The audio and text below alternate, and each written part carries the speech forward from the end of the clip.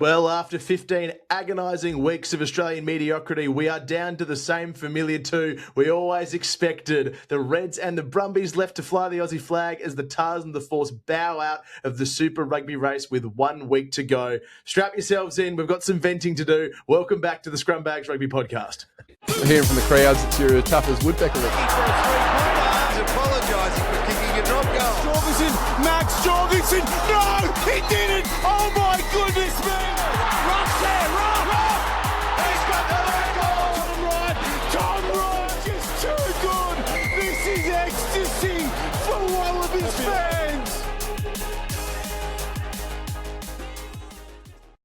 Yes, that's right. We're backing up. It is 8:30 on the 24th of May. It's a Sunday. Mitch and I are both backing up for early starts. So we're going to give a pretty concise and nasty analysis of what we saw across round 15 because we have two teams locked in for Super Rugby finals, but it is not looking good. Mitch Foster, you were at the Waratahs and Brumbies game.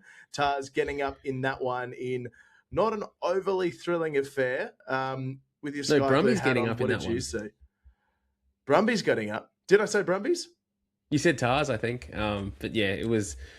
I wish the Tars got up in that one, but that was a tough slog on Friday night. Getting out there to Allianz Stadium, it's raining, it's drizzling, it's a cold night, and Tars put in that performance. This whole round of Super Rugby, it's going to get hard to get through a whole podcast on it because it's come in the crunch time of the season when you're expecting teams to step up, you're expecting big players to put in big performances, and the Kiwi sides are growing an extra leg as they always do, and the Aussie sides are limping to the finish. So kind of disappointing, and it's got me worried for what is just around the corner when we get into internationals with the Nations Championship kicking off and Wallabies getting named, and who's going to be included in there and who's actually, going to warrant selection at the moment. Yeah, that's a hard pick. I'm sure we'll have our hands full. It feels like we're certainly going to have a couple of weeks of finals, or at least 2 weeks where there's no Aussies featuring. At least at this point, we're hoping it turns around, obviously, but plenty of chat for selection. But talk me through that Brumbies Tars result. Brumbies get up 21 points to 14. Apologies if I got that wrong at the start. We're just so scrambled, Mitch. Brumbies got out to a 14-0 halftime lead. Tars managed to peg it back a wee bit, but it was an absolute scrap. It didn't feel like there was any real momentum in this game. What were you seeing from the sideline? Yeah, it was a really frustrating game, actually. It was, I think the highlight of the night was getting a photo with the Webb Ellis Trophy or Bill out the front before things even kicked off inside the stadium. So that was a nice little bit of, rugby nuffy kind of opportunity there that doesn't happen every day. So that was cool. But once we got inside and the game kicked off, it was a pretty drab affair. It was... So it typified what the Waratah season has been in 2026, unfortunately. It was creating a heap of opportunities and finishing nothing off. The Waratahs in the first half had probably 4 opportunities, maybe even 6. I think Dan McKellar said at halftime, 6 try-scoring opportunities, and they just fudged the last pass, knocked it on, or lost the ball in the breakdown, or got held up over the line. And so they were attacking so much in the Brumbies 22 and didn't come away with a single point, whereas the Brumbies had very little ball and very little opportunity and came down into the Waratahs 22 twice or 3 times and scored twice. And, they probably deserved that 14-point lead at halftime, but it wasn't a very convincing game from the Waratahs at all. No, and it's tough when they dominate possession and territory as well. You've seen it a couple of times already this season. It is a team that is able to get down the park and not able to complete every major stat metric. They manage to dominate. More carries, more meters made, more line breaks, more tackles busted. Brumbies conceded more penalties, but at the end of the day, they played better wetter footy. They managed to use their pick and drive to great effect. That's how they scored all 3 of their tries after sustained pressure, whether it was multi-phase or coming off the back of set piece, and they rolled their sleeves up and showed that even the worst kind of Brumbies performance can still go back to basics and do a job.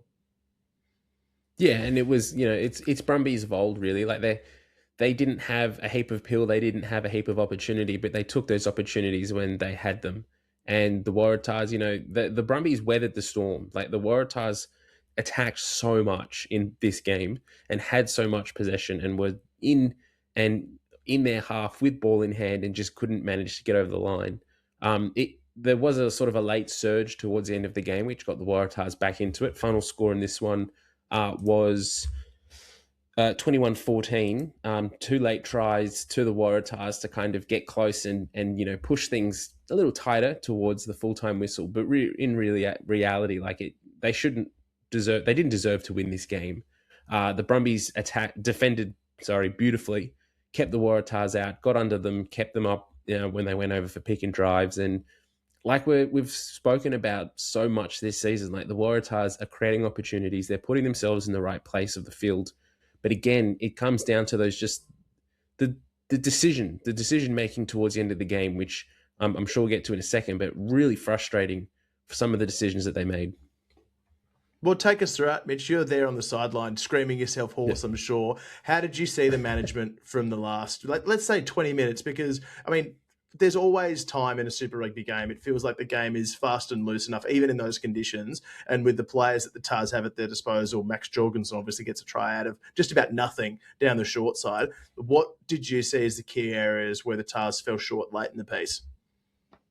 Yeah, it was so a key decision happened, and I'm just trying to scroll through sort of the play-by-play to get the minutes here, but Lachie Lonergan came on and hadn't been on for too long when the Waratahs are hot on attack and drive a maul off the line out and sort of splinters off to the side, and Lonergan ends up collapsing it, and Ben O'Keefe sends him for a yellow.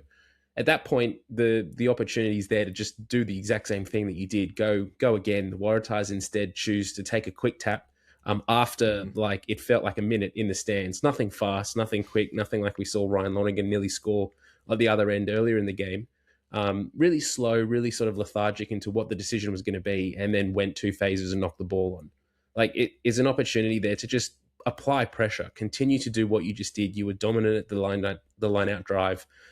You just got a yellow card from them collapsing. If they did it again, you're potentially looking at a second yellow card, potentially a penalty try at that point. And I know Fergo, who was at the game, did ask Matt Phillip after the game why the decision was to go for that quick tap. He said he felt like they were getting a lot of reward from their pick and drive throughout the season, and so they chose to do that. I mean, it's probably a leadership decision there that they'll reflect on, because when you actually look across their season so far this year, I don't know what their actual completion stat would be, but it very much feels like their pick and drive is being held up a lot more than it's actually scoring them points. This was another game particularly where it felt like they were just getting into the 22, going to pick and drive, and then getting over the ball, getting held up easily by the Brumbies and just relieving that pressure that they're applying. Very rarely do they put the ball through the hands of the back line, who are so good out there. I was screaming multiple times in this game, particularly late when they were in the 22. Use your wingers, use your fullback, get it into Jorgo's hands. Again, pick and drive, and end up getting over the line, holding it up, or turning it over from a stupid knock-on. So yeah, really frustrating, just not that clinical smarts of that rugby nous to really turn the key when you're in that attacking opportunity.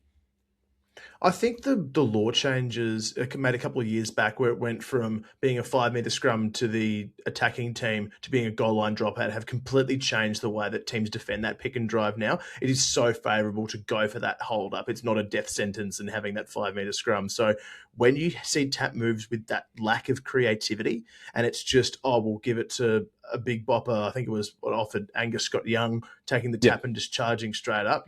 A tenacious player, sure, but not a lot of thought, I thought, went into those moves, because 2 phases later they're getting soaked up. Ranawai's a big unit, but he's running high. They get underneath him. They did it multiple times through the game, and it just felt like the wrong call.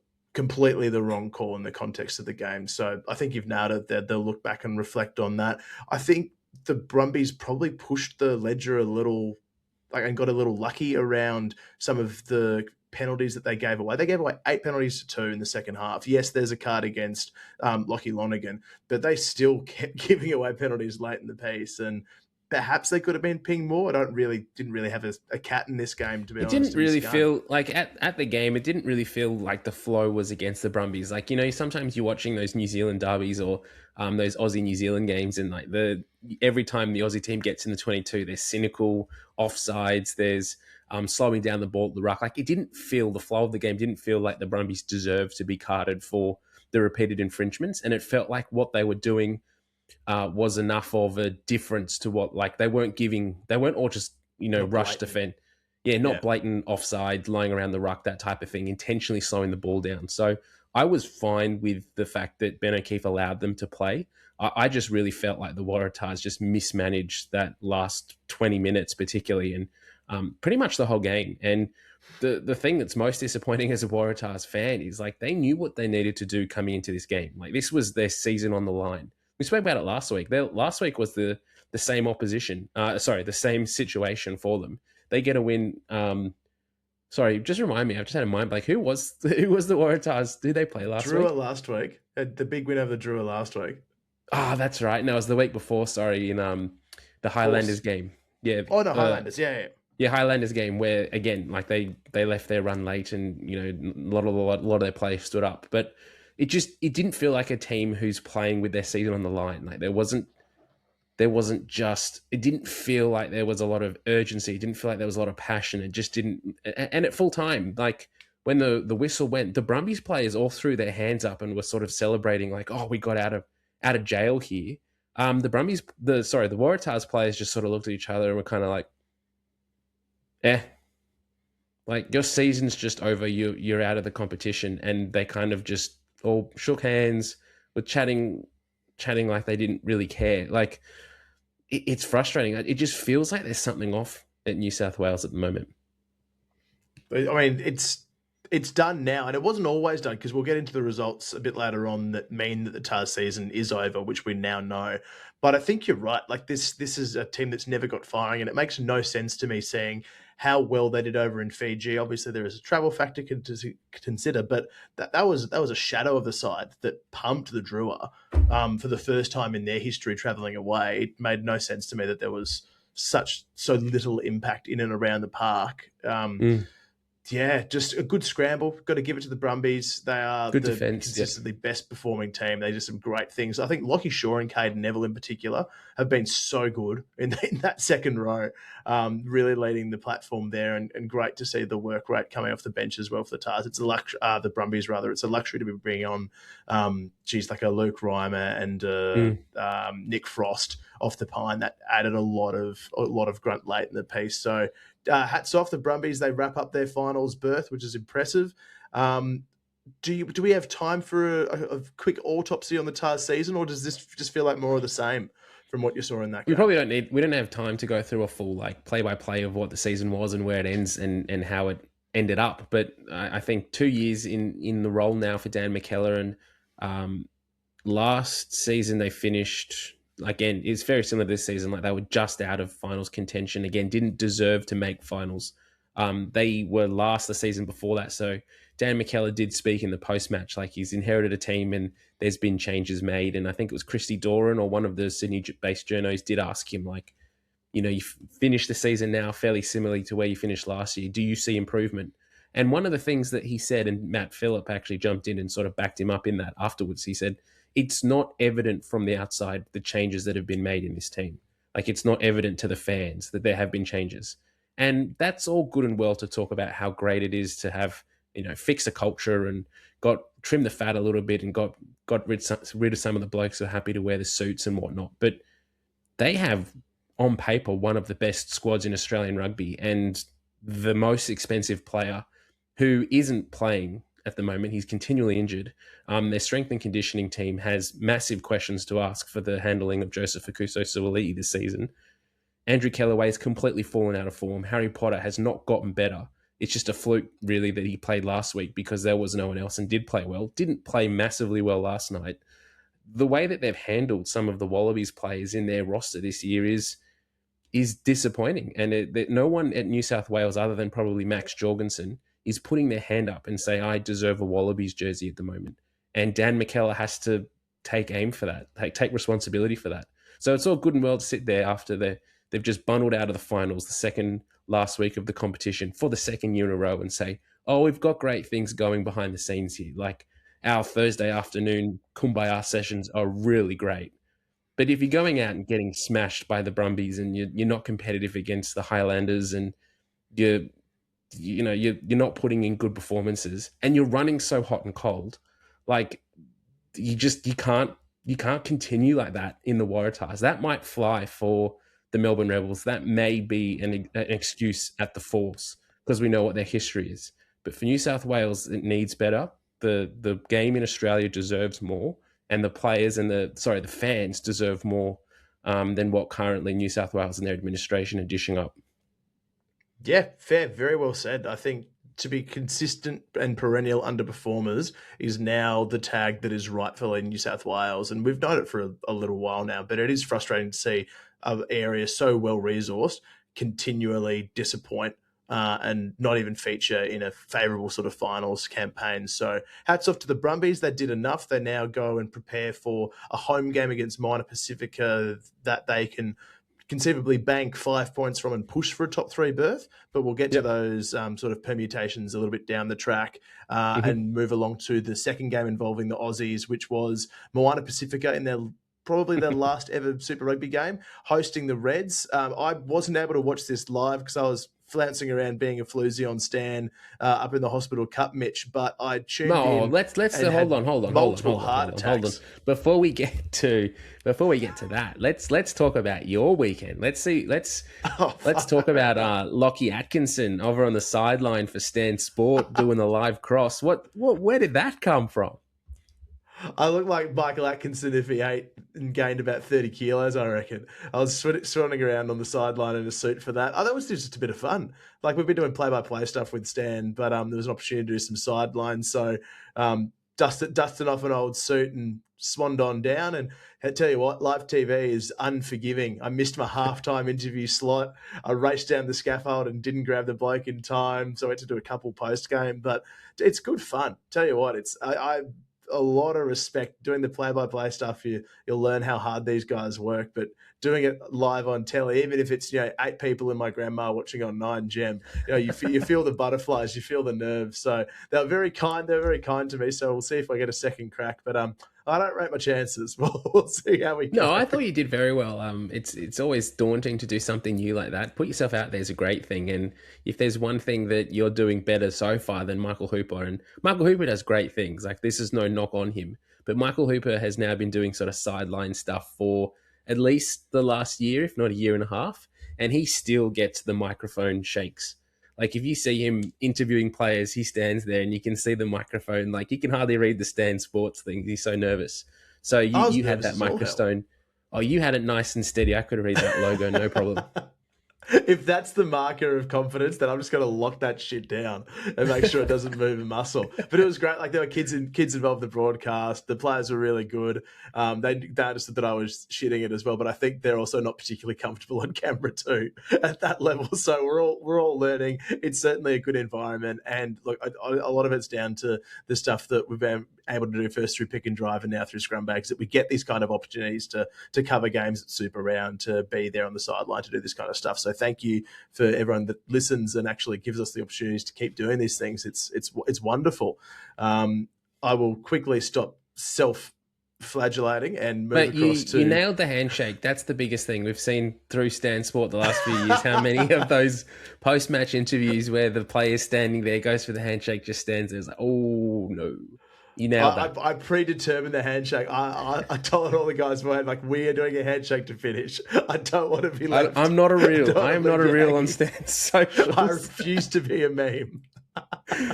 Well done. Well, let's get back to the rugby. And so the Queensland Reds had a scare. No, I'm sort of denying it in this one. We spoke in the lead up that this was, a very big banana peel game for them. The last ever home game for Moana Pacifica in Super Rugby Pacific. They play next week, don't they? Like, they don't have a bye. Yep.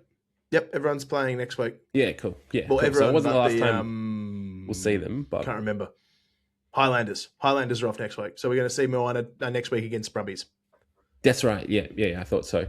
Not the last ever game in Super Rugby, the last home game for them. And like, to their credit, Moana, like, they scared the Reds here. Halftime, it was 21-7. I think the halftime score was. The Reds looked comfortable. Carter Gordon was kicking goals, which was great to see. Tate McDermott looked to have good involvement back in his first game of professional rugby since that injury in Was that was the Bledisloe, wasn't it, in Perth last year? Yeah, sure was. Yeah, good to see him back. But, Moana came back strong in the second half, and it was a late try to Jock Campbell, which let the Reds get ahead at full time. Yeah, a massive second half from Moana. And so you mentioned off the top so much emotion. They did their traditional dance in front of not just the Reds, but the entire crowd. I'm not sure if you said on the broadcast, but they pivoted around so they were facing the main stand at North Harbour, had the cameras in front of them, the Reds all lined up on the sideline, and it was just awesome. Like their atmosphere was incredible. And I was heartbroken to see that it wasn't a completely full sort of North Harbour Stadium, but the crowd that was there was amazing. They obviously scored early to really set the place rocking. Reds, you were right, were in control at 21-7. And then just little bits of cracks started emerging in this Red side that we see pretty regularly, I think. Just lapses of concentration. Semesi Tuputailoa goes over, and then it's the yellow card to Joe Bryle about maybe around 55, 60 minutes that really starts turning the tide. There's a penalty try that comes as a result of that. Israel Leota scores this incredible try down the sideline a little way after the world's greatest. How good is he almost been like a ponytail this season? He's a beast. He's so good coming across from rugby league. He looks like a natural. I hope someone snaps him up. I think someone needs to. I don't think they will, unfortunately. At Super Round the other week, I was standing out the front and his whole family came past, and they had signs, these big signs that said Brisbane Broncos re-sign number 23 and all of this stuff about, go back to the NRL and things. So it very much feels like his family at least want him back in the NRL. Hopefully someone can pick him up in Super Rugby. Anyone, Twiggy money, give us that Twiggy money. Because that try that he scores are in the 57th minute and Pat Pellegrini knocks over the conversion, they're suddenly ahead. So 18 minutes have passed and the Reds have given up a 14-point lead in trail, plus the penalty goal late. I thought for all love and money that this was going to be the fairy tale for Moana, whilst quietly shitting bricks myself. But tell you what, that was a slick finish from the Reds. They did just enough to get it over the line. And it's the guy who's been in bloody good form, Jock Campbell, who ices it.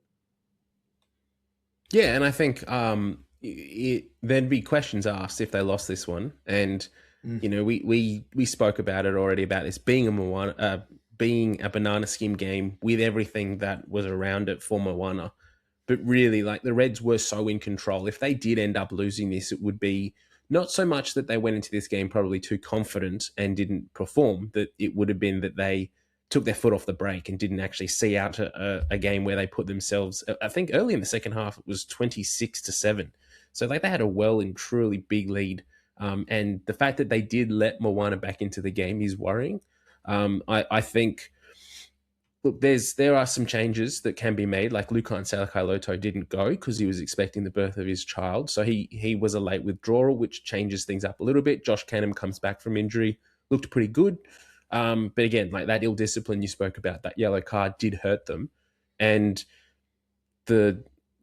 I guess the worrying thing again coming out of both the Waratahs Brumbies game and this game is that the Aussie teams aren't like hitting their straps at this point of the year. Like the Waratahs fudged so many opportunities. The Brumbies didn't look amazing either.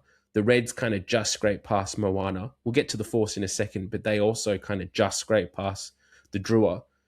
No one is putting in 50, 60-point drubbings like the Hurricanes are doing at the moment. And the Chiefs, the Crusaders getting it done late over the Chiefs is also another big outcome for them. So it's concerning from Australian perspective to see sort of New Zealand trajectory going up and Australia's trajectory sort of stagnating a little bit when it's coming to the pointy end of the season. Oh, look, stagnating is generous. It looks like we've hit our peak 3 or 4 rounds ago and it's now on the down. I hope to be proven wrong. But like the Reds played 50 minutes of good footy. They had 50 minutes of good footy. They had a little flicker after halftime. I shudder at the idea of being caught one-on-one with Trayvon Pritchard at the moment. The kid's making people just look stupid in the tight spaces. But then they switched off. And I feel this is a problem for all the Aussie teams. I have not seen a complete 80 from an Australian side since. And this is the only team that's done it, Brumbies against the Crusaders across the ditch.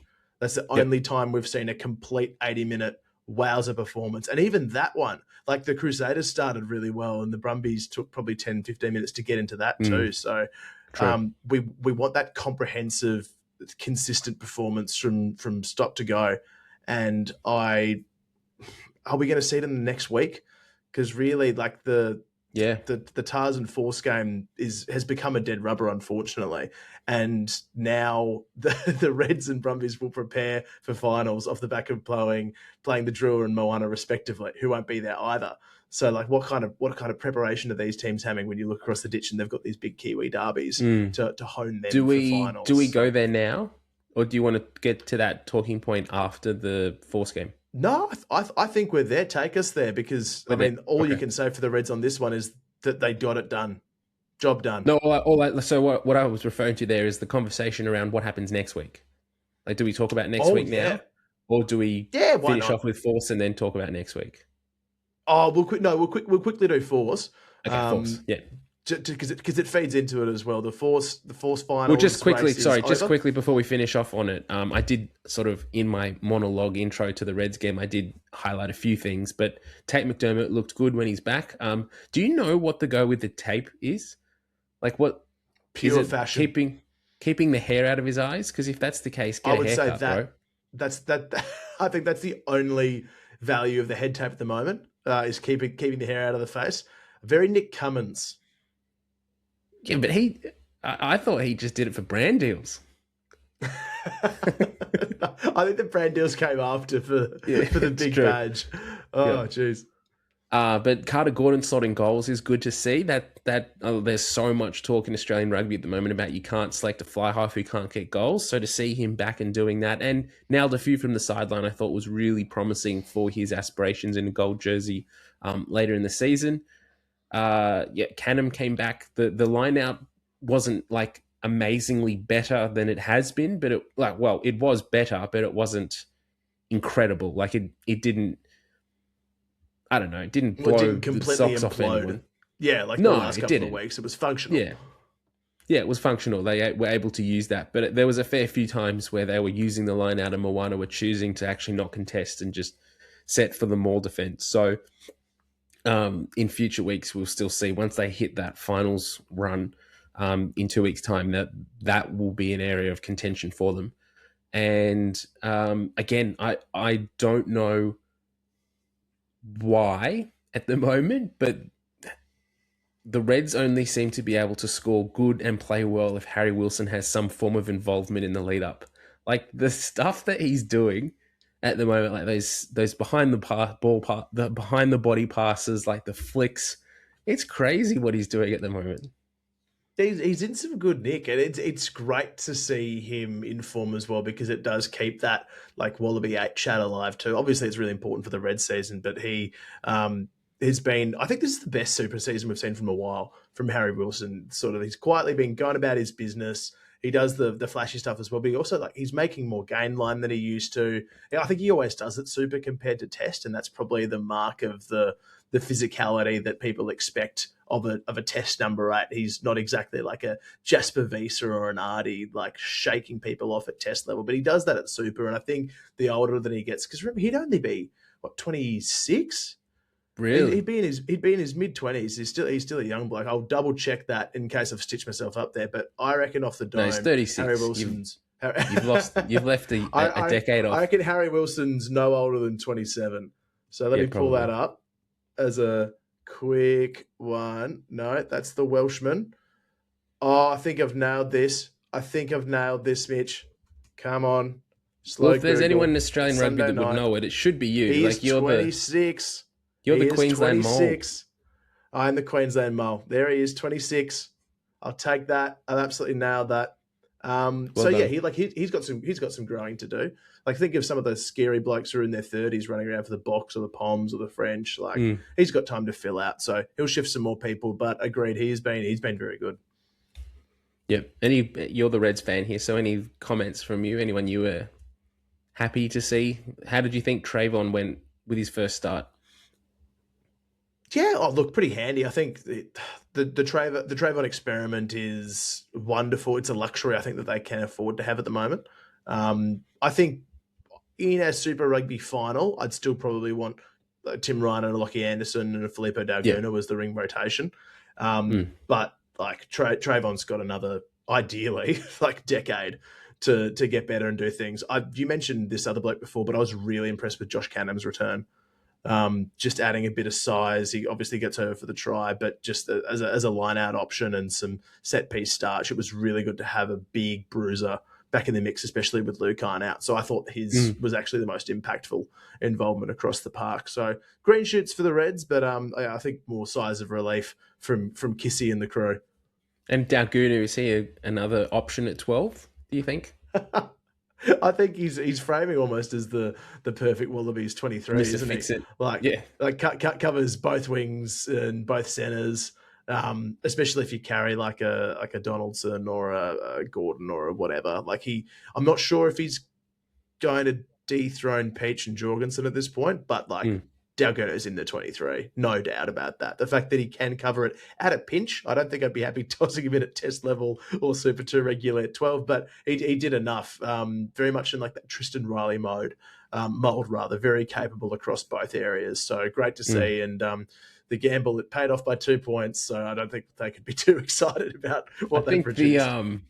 The difficult thing for Filippo is that he almost like his versatility is coming at his own detriment. At the moment, like we're talking about how good he is as a winger, but when was the last time he actually started on the wing for the Reds? Like he's been in the centres, he's been at fullback, he's been playing all over the place because they need him to because of the injuries and things, and players not available. But it very much feels like, that Reece Hodge, he's sort of becoming the next Reece Hodge in Australian rugby, where he's the perfect 23, but he can't really nail down a jersey, and so you always ask him in interviews, where do you feel like your best position is? Where do you want to be playing? And next week he'll be playing fullback, and the week after he'll be playing 9, and then the week after that he'll be playing 10, and then they'll give him a shot at 6. So, look, I'd be much happy to see him in flanker than ever putting him at fullback. Thankfully, they haven't done that yet. But I think it's a good problem to have. Hodge was so interesting because he played everywhere from 10 to fullback, and became the glue for every team's bench, really. I think Dalguna at his best is still in the Wallabies' top 3 wingers, and arguably a better option depending on conditions over Jorgo or Peach. So it's great to have them on rotation. I think at test level, he's an out-and-out winger, so a good problem to have over the Nations Championships. I have no doubt that he will feature. Well, let's keep moving then, and we'll move across to Perth, where the Western Force got the win and did everything they possibly could, really bar getting an extra try to get the bonus point that would keep their season alive. Final score in this one was 19-15. Wasn't a convincing win, though, which, credit to the Fijian Drua. Like we've seen them travel pretty poorly so far across the last few seasons of Super Rugby Pacific, and they showed up in Perth and gave it a real hot crack.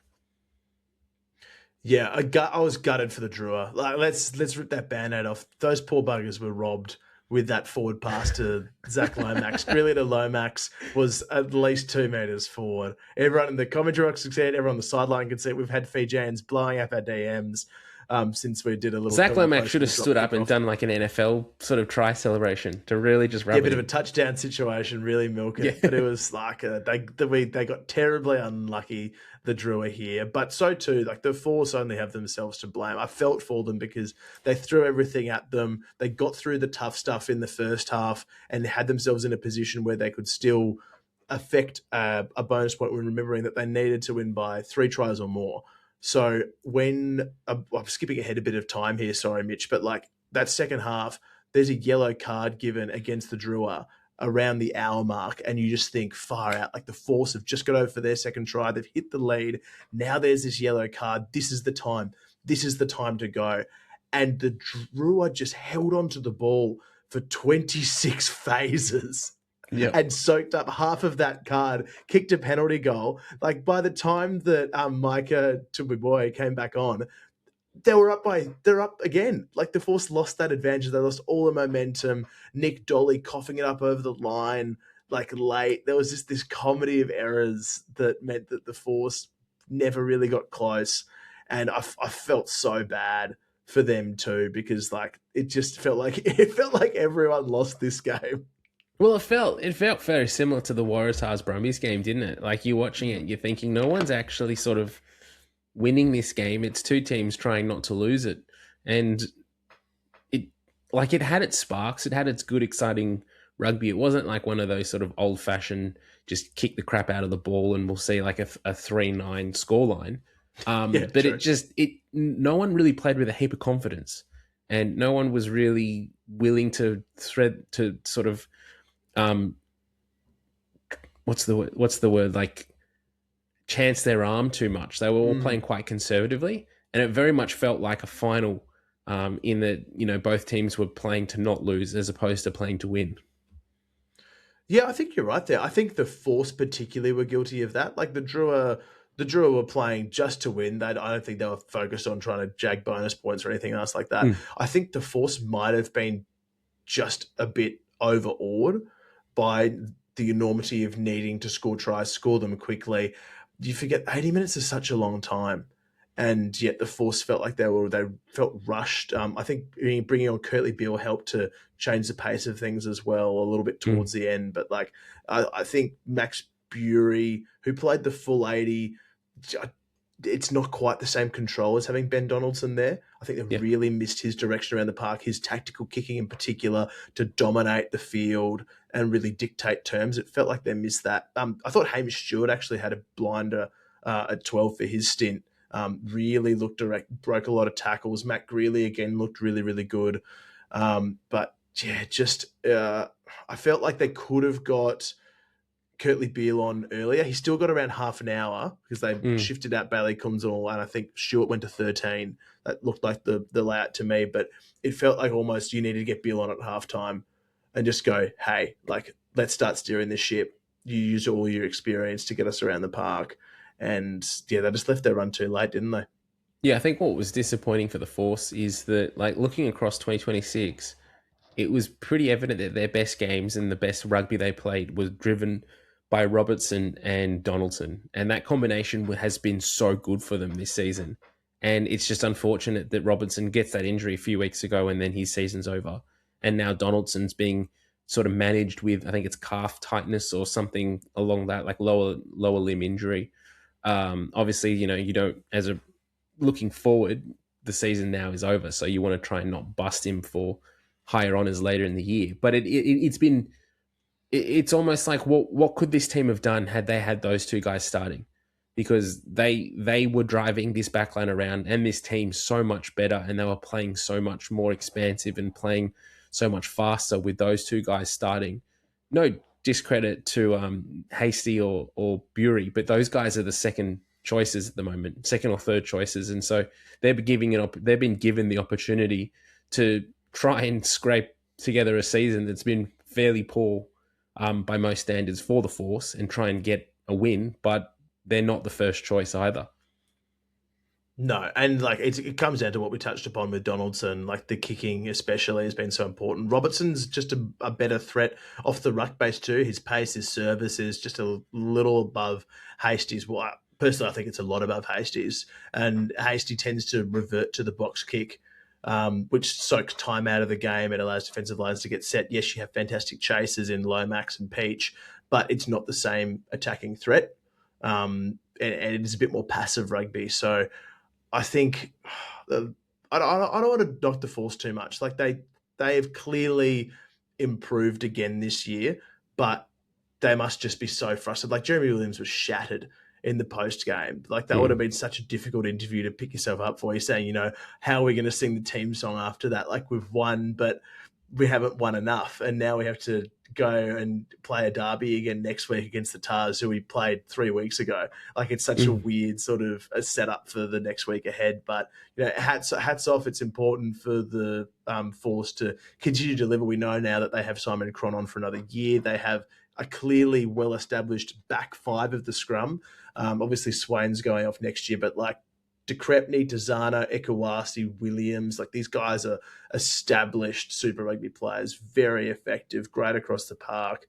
The spine that they can develop with Robertson and Donaldson and Greeley back on the park is world class. I think they can be a really, really good team. They're just missing the killer instinct. Yep, Definitely. That takes us to a really interesting point, which we sort of teased earlier, and we were kind of wondering whether we could talk about it then or not. But what happens now? So there's one more round left of Super Rugby Pacific in the regular season. The Highlanders, the Waratahs, the Force, the Drua, and Moana all can't make finals at this point. So it's pretty much the top 6 is locked in. There is still permutations of who finishes in what order, which will then mean who plays who and who goes where in the finals the week later. But yeah, it opens up the questions now for the Aussie coaching teams, particularly the Brumbies and the Reds. Like, what do you do with this last round? So the Brumbies have Moana coming to Canberra to play, and the Reds have, I think, the Drua coming to Brisbane. Is that correct? Or are they going to Fiji? No, the Reds have Drua. So, yes, Reds host the Drua, Brumbies host Moana. So, pretty ideal scenarios for them to push deep into finals. And I think they don't have the luxury of knowing the result of the Chiefs and the Blues, which might inform how they sort of manage and rotate their teams. We did a little post about it earlier with one of the Brumbies fan pages, Brumbies Battler. Give them a follow if you're into the Pony Club, just around the permutations, because at this stage the Brumbies can still finish third if results fall their way, which makes things very interesting. They will know more about that after the results of Friday. So this is the fixture for the upcoming round of 16. I'm just going to talk you through it, Mitch. We have the Crusaders hosting the Hurricanes on Friday afternoon. Wait, is this round 16? So this is the last round. Round 16. Yeah. So this is the weekend coming out before finals. So fourth place Crusaders on 36 points. They host the Canes, who've already wrapped up top spot.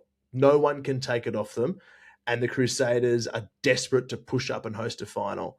So that to me screams Canes rest their big guns. Crusaders in a really good position to challenge the Blues and push up. Likewise, the Blues are going to Hamilton to play against the Chiefs. The Chiefs have already wrapped up second spot. No one can take that from them.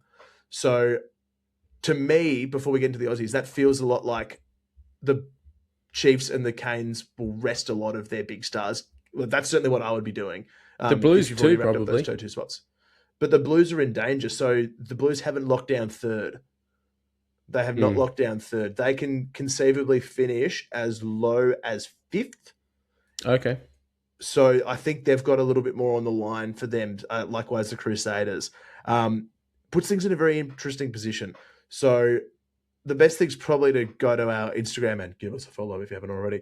But just to check and see like how this really looks. So the Crusaders against the Canes, should the Crusaders get up, that puts them in a really good position to stay third. The Blues will then be pushing to overtake that. Brumbies and Reds currently sit fifth and sixth respectively. Highest Brumbies can finish should the Crusaders lose and the Blues lose is third. Highest the Reds can finish is if Crusaders lose and Brumbies lose, which would take the Reds to fourth. So I think the best case scenario for Australian rugby is that the Blues and Crusaders both lose and the Brumbies shift up to third and the Reds shift to fifth. I think that's about as good as it gets because the Reds can't get to fourth? No, Reds can't get to fourth because they're 6 points adrift of... Oh, actually. So if the Reds win with a bonus point... Yeah. Oh, actually, no, because they would go fifth and the Brumbies would go fourth. Yeah, they can't get up and ahead of the Brumbies... No, they can't get ahead of the Blues, rather. They're 6 points behind the Blues, and they've also lost the head-to-head with them. Yep. So I think the ideal outcome from here is that obviously the Brumbies and Reds both win, but the Brumbies jump up to third and the Reds can finish as high as fifth, really, which would see them still in a pretty tough position of going to play the Chiefs in Hamilton. But the Brumbies could host a final. So it's not all doom and gloom yet. And obviously they're up against Moana Pacifica, who have struggled big time this year. So just early feelings are that the Brumbies are by far the best place to make a good run, but they're still very much in the hands of those Kiwi sides. Yeah. And look, if I was an Aussie coach, if I'm Les Kiss or Bernie Larkham, I reckon I'd just roll through at this point. Like, you're probably doing yourself a disservice by resting your top players and doing wide squad rotations. Like if you're bringing in new blokes and you're capping blokes off the bench or doing whatever you need to do, or you're expecting, Trayvon Pritchard to pull something out of the hat for you, or you're giving Massimo DeLutis like big minutes, that's probably not good for a squad rotation or a sort of culture perspective. Like I think it would be better just to name your best team available and just hope that no one gets injured and just roll in some form. Like that would, if you go and play and get a bonus point win against the team in round 16, like surely that puts you in a better stead leading into a finals campaign than coming off a rest the week before. I think so. Also, I think that they just can't afford not to. Yes, you can finish, you'll still finish 5th and 6th, worst case scenario, or vice versa, inverting it. But like we haven't found our rhythm. I don't think the Brumbies and Reds can say they're firing on all cylinders at the moment. These games do present an opportunity, even though they're against typically unconventional sides like the Moana Pacifica and the Drua. They need to put in like a 50 or 60 point performance. And that sounds cruel and sort of dismissive of their opposition. But if they're to be taken seriously as a finals team, they need time on the paddock. You mention like players like Tom Wright, who are still coming into the mix. They've only been there for 5 or 6 games. They're yet to hit their straps. They need time in the middle. The Josh Cannams, the Lukan Salakai Lotos, even people like Alan Alatoa, who haven't had a lot of time on the paddock this year. The more, the merrier for the Aussie team. So I would expect to see 2 full-strength sides going from the Brumbies and the Reds, and to be expected to put the Drua and Moana to the sword. Anything less shows that they're not actually dialed in for finals. Now, perhaps that's what the Kiwi sides do as well. Perhaps they throw full-strength sides in, but I don't think the Canes and the Chiefs will, because they've already locked in their 1 and 2 spots, and that won't change. So, well, even with the injuries that both those teams currently have, like I saw something today that Geordie Barrett is out with something. Damien McKenzie, we don't know whether he's fit and available for selection. He did get knocked out and missed last week. So some of their biggest All Blacks players are also not available currently. So that'll be really interesting. I must admit, though, getting to this part of the season, like I'm apprehensive and feel like the script is already written that the Crusaders are just going to crusader like they always do, and will end up they'll end up being the lucky loser of the quarterfinals, and then they'll just get this golden run straight through the finals. And I said it last week on the pod, or maybe I said on extra time, but Super Rugby will find some reason to play the final at One New Zealand Stadium down in Christchurch because it's awesome and it sells out, and how good will it be in the story, and rah rah rah rah. And the Crusaders will be handed the trophy again. Does it? I'm so stressed. I'm so stressed that you're right. I don't want you to be right, but you nailed it last week going, oh, gee, the Chiefs going down. Crusaders are so good at home. They're peaking at the right time. They're fucking doing it again, Mitch. Like, they are so good at hitting their straps 3-4 weeks out from finals and maintaining that rage. If they do get up over the Canes, and I won't be surprised at all. Like, that was a magnificent performance they put in to get the best of the Chiefs. And yes, obviously they're missing D-Mac, but still to come back from a halftime deficit to win 36-12 with that, or was it late try from David Harvili off the back of an amazing 50-22. They did all the right things and they looked perfect. So I would hate to come up against a red and black jersey in this playoffs. And they're in a very good position to jag that 3rd spot. They can all but sew up 3rd spot and pile heaps of pressure onto the Blues if they get up over a Canes team that I think will rest players. I mean, are we that surprised that they're 3rd and hosting? I hate to say it, but I feel like that would suck, wouldn't it? Because like if you give them the 3rd place final, then all of a sudden they're on their way to hosting a final, aren't they?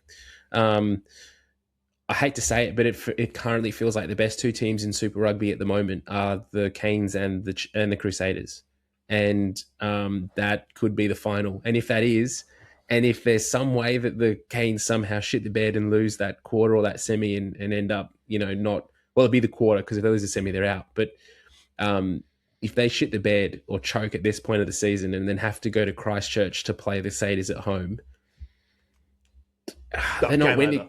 They're not winning. Look, honestly, even if it's a Crusaders Hurricanes game at the Cake Tin in the final, I'm still tipping the Crusaders because they've done it so many times. Like if they get themselves into a decider, of course I'm going to tip them because history tells you that they just win finals. They have been so dominant since 2017. It's beyond funny.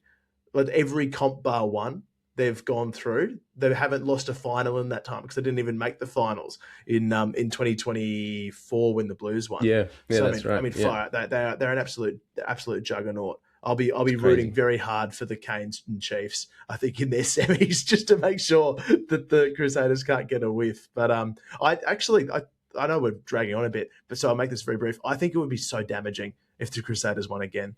Yes, they're an amazing team. Yes, it would be just a wonderful turnaround for them, but it makes people lose interest. Well, it kills the competition. I will genuinely lose interest if the Crusaders win again because you go, oh, you've won the past 10. What's the point of playing? It's like, look at the NRL and when Penrith were dominant. Look at the Aussie rules when Hawthorn and Sydney and the Lions and Geelong have had their dominant streaks. And Richmond. It's just like it kills off interest in the competition. I can't think of anything worse than a Crusaders win for the health of Super Rugby. Well, I mean, it's the running joke, isn't it, in the World Rugby that you play Super Rugby to lose to the Crusaders in the final. Like that's what the Saffers say. It's what the English say. Like, unless we can really, the only thing that I really hope is that we can get this, Club World Cup up and running in a few seasons, and so we can actually see if the Crusaders do go into that competition and actually can beat the likes of the Leicesters and the Leinsters and the Munsters and the whoever it is up the top of the Prem and all those competitions, because at the moment it's like everyone in Super Rugby is cannon fodder for this Crusaders outfit. Oh, I hope that changes. I really believe that the competition is due, and I don't want to say it, but they're probably due a Hurricanes Chiefs final. They're far and away the best two teams. They've had the best games that they've shared together. I think that's what we deserve. Whether we get that is another thing entirely. Obviously, I want it to be a Brumbies and Reds so I can lord over everyone. I just don't think it's going to happen. I just don't think it's going to happen. Yeah. Just before we finish off the podcast, a few little things that have been going around in World Rugby news that people may be aware of or may not. Something that caught us a little bit by surprise this morning, which we haven't actually heard of, is this thing called the Ultimate Sevens. I think that's what it was called. It's almost like it's a new competition that's just sprung up, and I don't know much about it, I must admit. But the thing that caught my eye was that Maddie Levi. Tegan's off in the NRLW. Maddie Levi has just announced today that she will be going and joining this Rebel new Sevens tournament. Henry Hutchinson was one of the current Australian Sevens captain, men's captain, also is one of the key players that joined it when it was first announced. But think R360 that we were speaking about, this new sort of Rebel competition that's meant to sort of, from what I can make off the little bit of research that I've done, is meant to rejuvenate what the Sevens offering is and create a new exciting type tournament that's going to be played in September this year. So interesting around that. We don't really know a heap more about what it is. It is apparently approved by World Rugby, but other than that, I don't have much information. Yeah, it's a funny one. You sort of sent this through this evening just before we started getting set up. It feels a lot like an R360 style, but given that it's endorsed a bit softer to it. They've tried this a couple of times, haven't they? They tried doing the Indian Premier Rugby, which was very much a flash in the pan. I can't that's say still it was going. a commercial success. So there you go. That's still going. Yeah, There's big parts there. I think the nature of the Sevens circuit, right, is that it only sort of captures interest for really 5 months of the year, if that. And then because it's only on weekends and tournament based, it's only a captive audience for 12 weekends of the year. I think more eyes on Sevens are better. I'm still not convinced that we have the right Sevens format. You and I have spoken about that recently, so I won't bore listeners again. But I think the more the merrier. If it's an opportunity for Sevens players to go abroad, to get some cash, to keep playing, I say bring it on. Yeah, so from what I've been able to figure out is that it's going to be played, I think, 5 weeks in consecutive weeks. So 4 weeks of the tournament and then a finals week. There's, I think, off the top of my head, 6 teams that they're sort of created and will be put together. They've got random names like the Pacific Pontoons or something. I Don't hold me to that. But they've got really weird names. Typhoons, something like that. Oh, it's P. It's like 2 P things. It's like the okay. Yeah. Anyway, yeah. So they'll play these games, and then there'll be a finals, and it's sort of run and done quite quickly in the space of 5 weeks. So it could be interesting. It's meant to be getting quite a lot of backing, and they've got the likes of some big sevens players joining it. So yeah, keep an eye on that when it comes out, and if we get a little bit more news and see who else from the Australian Sevens setup might be joining that Rebel League as well. It's a funny one, isn't it? Like you look at their social media. I've just jumped on their Instagram now, and they've got over 80,000 followers on this Ultimate Sevens program. And I promise you, I'd never heard about it. Never, ever heard about it until today. So I'm really interested to see where they go with it all. I'll be looking into their teams a bit more as they get set up now. 6 unique identities. It feels very like PWR style. Just sort of Atlantic Novas, all kinds of stuff. So we'll go through it, not at the end of a very long podcast. That's right. I guess to very quickly round it off as well, European Champions Cup, that's wrapped up. The finals run and done. Leinster again, the great chokers of World Rugby, which I love to see. UBB going up 41-19, absolutely pantsing the Dublin boys, and of course some joy for a few of our Aussies abroad. I think it was the Adam Coleman train again. Mm-hmm. Yeah, Adam Coleman. He just keeps winning. Adam Coleman. Who else? Lachie Swinton is there. Oh yeah.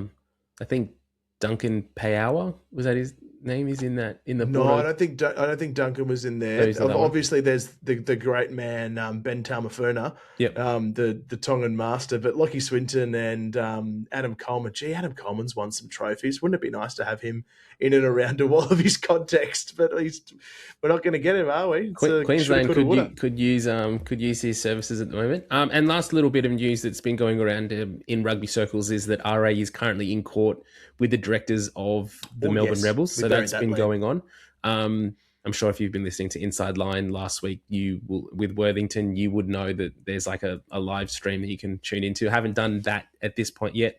I think this coming week, Phil Waugh's meant to take the stand, which could be interesting. So keep an eye on that, because that could get really spicy. But some interesting little tidbits have come out of that whole court proceeding around sort of documentations that have been leaked or have been included in this battle from inside RA. Talks about, I was reading today, just before we hit record this evening, that there was an article that, they were talking about the Lions series coming up, and the Melbourne Rebels were trying to get the Vunipola brothers to come down and play for them to sort of shore up the talent, and that there was a whole, apparently, according to what the Rebels directors are saying, that RA had this whole plan to completely change the landscape of Australian rugby for that Lions series, and that they weren't going to play the Queensland Reds and the New South Wales Waratahs. They were going to open an eligibility up and make it more of a state of origin type thing, where they were just New South Wales and Queensland, and players from anywhere could be drafted in, and all this kind of stuff. And yeah, there's some really interesting things that are coming out of this trial, and I don't know how much you believe what is being said. It's obviously being used as evidence in this, but really, really interesting. It'll be, I don't know at this point personally what the directors are hoping to achieve by doing this whole lawsuit. Like, it seems the longer it goes on and the more that comes out of it, like it just makes it seem like they've got less and less of a leg to stand on. Yeah, look, if you haven't listened to the Inside Line episode with Atco and Wertho, do yourselves a favour, go back and listen. It is very much a situation in my eyes of the Rebels Rugby Board wanting to recoup the losses that they have and not wanting to pay back all of the debt that they have accrued. I think everyone's going to come out of this looking worse, RA, but also most importantly, and in particular, the Rebels are going to come out looking really bad. So pack your overalls. It's going to be a lot of mudslinging. Yeah, and it's interesting. It looks like it's got a few more weeks to go. So what ends up happening and what ends up being kind of the outcome from this is still to be seen.